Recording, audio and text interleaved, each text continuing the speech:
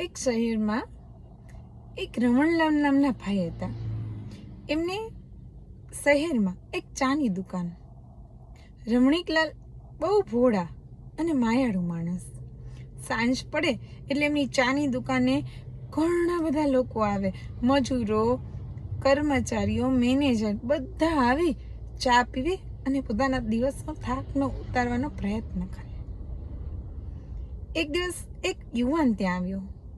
બહાર રાખેલા બાકડા ઉપર બેઠો, એકદમ નિરાશ થઈને માથું પકડીને બેઠો. એટલે રમણ કાકાએ આ જોયું.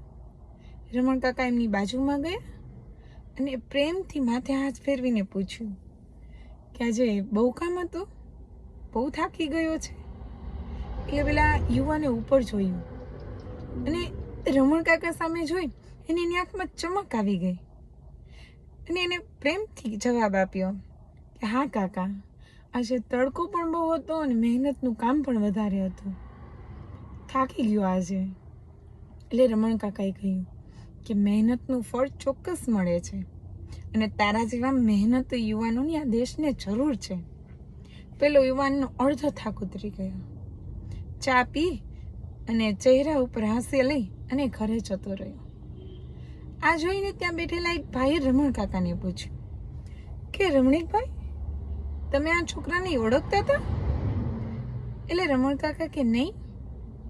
તો કે તો તમે આની સાથે પ્રેમથી કેટલી આટલી બધી વાતો કરતા હતા?